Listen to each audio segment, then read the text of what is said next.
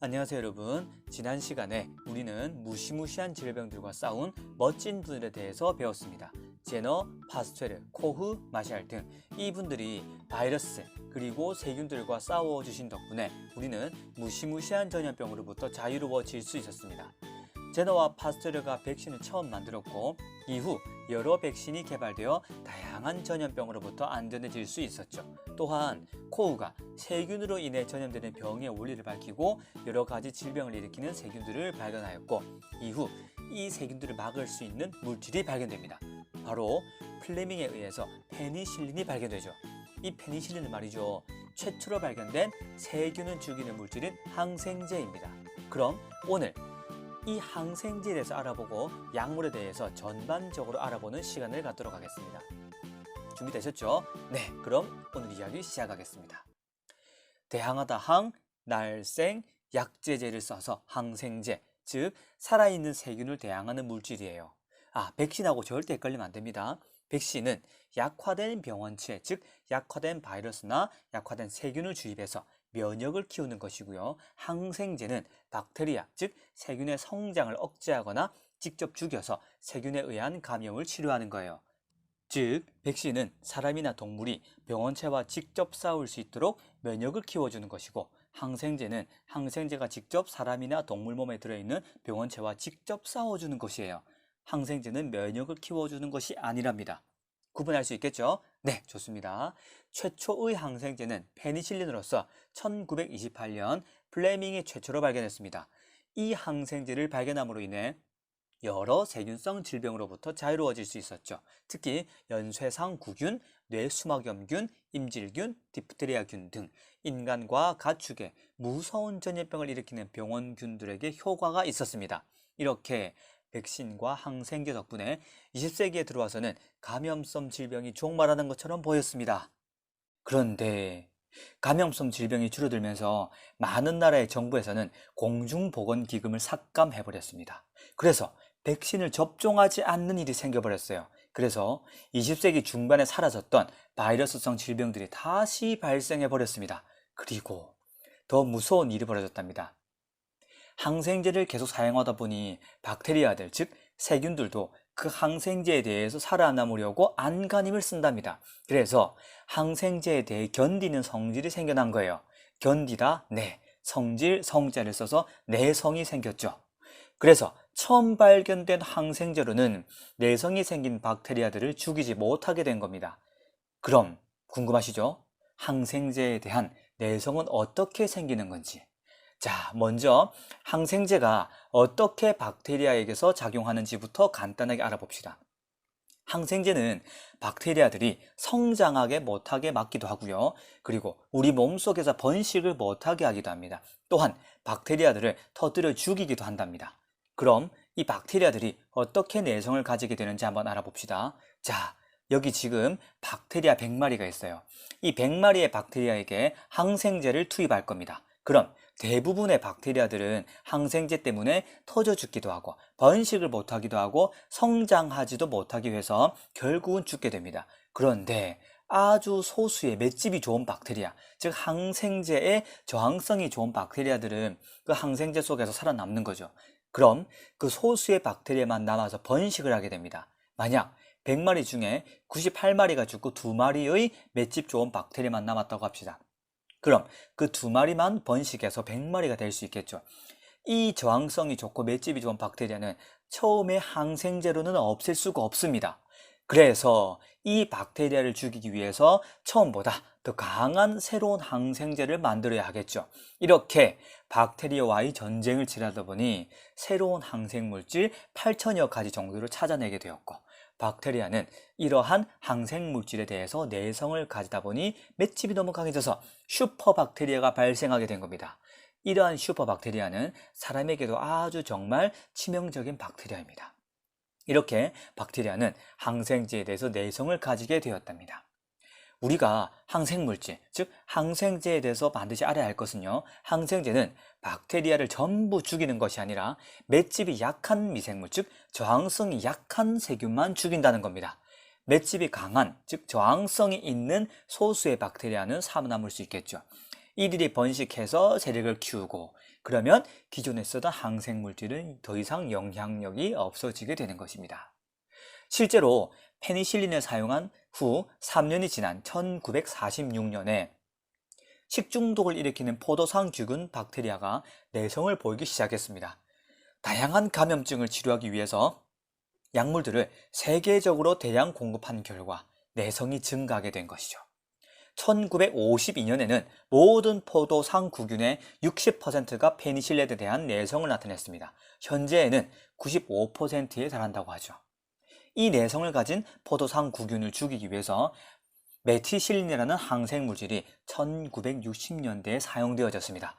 그 다음 해에는 이 메티실린에 대한 저항성이 있는 박테리아가 발견이 되었답니다. 이렇게 항생물질이 새롭게 발견될수록 박테리아는 꾸준히 내성을 가지게 되는 것입니다. 그럼 우리는 박테리아를 제거하기 위해서, 그리고 궁극적으로는 건강한 삶을 살아가기 위해서 항생제 그리고 다른 약물들을 많이 복용하는 것이 좋을까요? 과유불급이라는 사자성어가 있습니다. 지나친 것은 미치지 못한 것과 같다라는 뜻이에요. 앞에서 봤듯 항생제를 과하게 쓰니까 슈퍼박테리아가 등장했죠. 즉 오히려 상황이 악화되어 버린 것입니다. 이처럼 약물도 적절한 곳에 지나치지 않고 적당하게 쓰는 것이 필요할 것 같습니다. 그래서 약물은 의사의 처방에 따라 의학적인 치료나 예방의 목적으로 적절한 곳에 적당하게 사용되어져야 합니다. 그런데 약물을 의사의 처방에 따르지 않고 사용하거나 처방된 약을 지시대로 사용하지 않는 경우가 있어요. 예를 들면 감기에 걸려서 감기약을 처방받았다고 합시다. 그럼 감기약은 감기 증상이 있을 때 먹어야 하는 것입니다. 그런데 감기 증상도 없는데 잠이 오지 않는다거나 하는 이유로 감기약을 복용하는 것은 약물을 잘못 복용하는 거예요. 이것을 보고 잘못하다오 사용할 용을 써서 잘못 사용하는 것, 즉 오용이라고 부른답니다. 그리고 약물을 일정한 기준이나 한도를 넘어 함부로 사용하는 경우가 있습니다. 예를 들면 불면증에 시달려서 신경안정제를 처방받았다고 합시다. 그런데 하루에 복용해야 하는 정해진 양이 있어요. 그런데 그 정해진 양보다 더 많이 복용하는 경우가 있답니다. 이러한 경우에는 위험한 경우에는 의식불명 상태까지 빠지기도 합니다.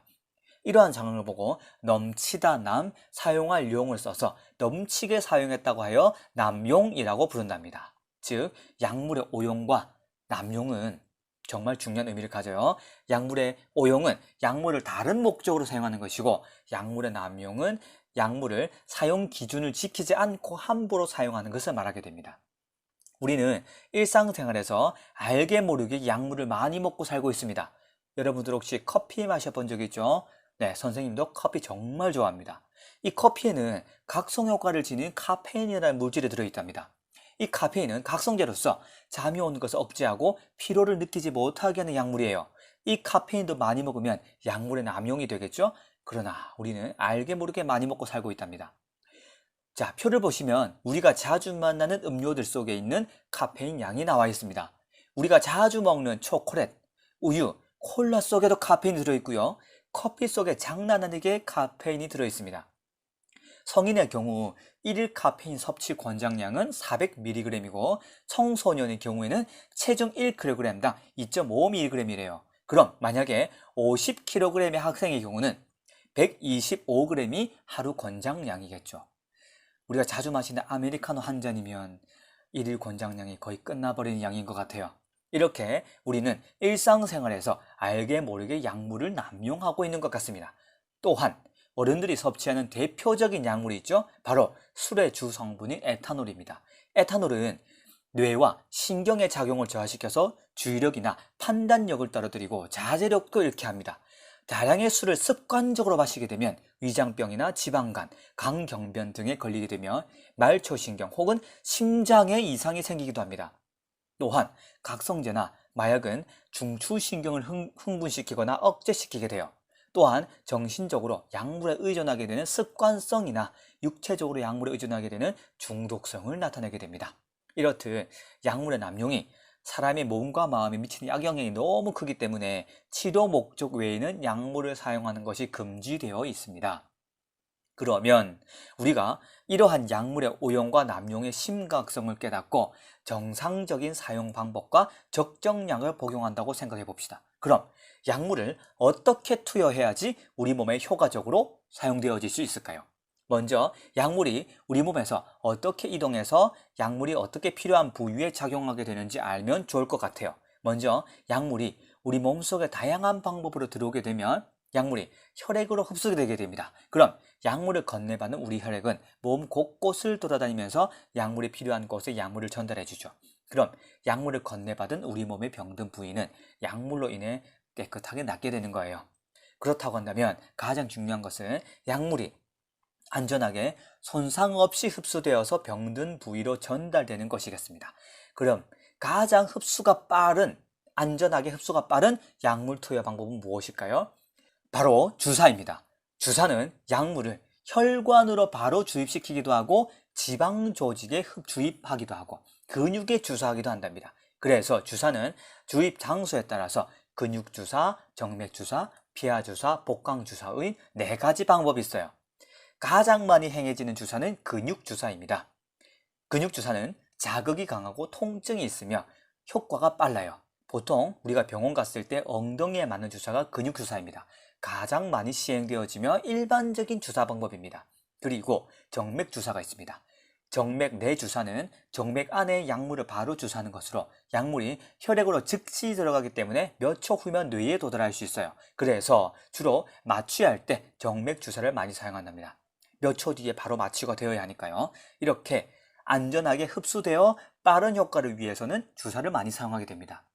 그래서 인슐린을 투여하려면 약을 먹는 것보다는 주사를 이용해서 투여하게 됩니다. 왜냐하면 먹는 경우에는 위 속에서 위산에 의해 분해되거나 소화효소에 의해서 분해될 수 있기 때문이에요. 그래서 안전하게 혈액으로 흡수되기가 힘들어집니다. 네, 그 다음으로는 피하주사입니다. 피하주사는 약물을 피부 밑에 주사하는 것으로 적은 양의 약물이 투여될 때 주로 쓸만한 방법이에요. 그리고 복강주사가 있습니다. 복강주사는 위, 소장, 대장, 간 등 배 쪽에 위치한 주머니 비슷한 공간에 주사하는 방법이에요. 탈수를 동반한 질병에 걸린 환자들에게 체액을 보충해주기 위해서 주로 시행되어지는 주사입니다. 다음으로는 입으로 먹는 방법이 있어요. 정제된 알약이나 액체 상태의 약을 먹으면 위나 소장에 흡수되어 병든 부위에 전달되게 됩니다. 입으로 먹는 약의 경우에 주의할 점은 위산에 의해 파괴되거나 소화효소에 의해서 소화될 수 있기 때문에 조심해야 됩니다. 그 다음으로는 혀 밑으로 투약하는 방법이 있습니다. 혀 아래에서 녹여 먹는 약물은 얇은 점막을 통해서 혈액 속으로 직접 흡수되게 되죠. 마지막으로는 피부에 직접 붙이는 약이 있어요. 피부 표면에 부착된 패치에서 약물이 지속적으로 흘러나와 혈액 속으로 들어가는 방법입니다. 우리가 많이 쓰는 파스나 연고 등에 해당이 되겠죠? 자, 그래서 이제 우리는 다음 그램을 이해할 수 있을 것 같아요. 약을 투여한 시간에 따라서 혈액 내 약물의 농도를 나타낸 그래프입니다. 투약하자마자 가장 혈액 내 약물의 농도가 높은 방법은 정맥주사죠. 왜냐하면 정맥으로 바로 약을 주사하기 때문입니다. 입으로 먹는 약은 흡수되기까지 시간이 다소 걸리기 때문에 혈액 내 약물 농도가 높아지기까지 시간이 조금 걸리게 됩니다. 혀 밑에서 서서히 흡수되는 약이 흡수되기까지 시간이 조금 더 걸려요. 그리고 혈액에 약물이 흡수되고 나서 시간이 지날수록 혈액 내 약물 농도가 줄어들게 되죠. 그 이유가 뭘까요? 그 이유는 이제 약물이 병든 부위에 전달되어서 사용되어졌기 때문에 혈액 내 약물 농도가 줄어들게 되는 것입니다. 이 그래프가 이런 의미를 나타내게 된답니다. 이해되시죠? 자, 약물을 복용함으로써 병든 것이 나아지는 것도 좋겠지만 처음부터 약물을 복용하지 않을 만큼 건강하면 더 좋을 것 같아요. 그쵸? 예, 그럼 우리가 건강을 유지하기 위해서는 어떻게 해야 할까요? 앞서 배웠듯이 약물을 많이 사용하게 될수록 박테리아들의 내성이 커집니다. 그래서 갈수록 더 강한 약품을 사용하게 되어지고 결국은 슈퍼박테리아까지 등장하게 되는 것이죠. 그렇기 때문에 항생제와 살충제의 남용을 줄이게 되면 자동적으로 내성도 줄어들게 될 겁니다. 그리고 가장 중요한 것은 개인 위생이에요. 스스로 청결하며 운동하고 식사 조절을 통해서 개인적으로 철저하게 건강 관리를 하는 것이 건강을 유지하는 비결인 것 같습니다. 이렇게 오늘은 약품에 대해서 전반적으로 알아보았습니다. 항생제에 대해서. 그리고 항생제에 대해서 우리가 어떻게 박테리아들이 내성을 가지게 되는지 알아보았습니다. 그리고 약물의 오용, 남용, 그리고 약물을 투여하는 방법, 그리고 어떻게 건강을 유지하는지까지 알아보았어요. 약물에 의존하는 것보다 약물 없이 건강하게 사는 것이 가장 좋죠. 그렇기 위해서 우리는 우리 스스로가 건강관리를 잘하고 운동도 열심히 하고 잘 먹고, 네, 그것이 정말 중요할 것 같습니다. 그래서 다음 시간부터는 우리가 음식을 잘 먹는 것이 왜 몸에 좋은 것인지 과학적으로 한번 알아보도록 하겠습니다. 기대되시죠? 네, 그럼 공부 열심히 하시고 운동도 열심히 하시고 몸에 좋은 음식 많이 먹으시고 건강하게 지내시다가 다음 시간에 보도록 합시다.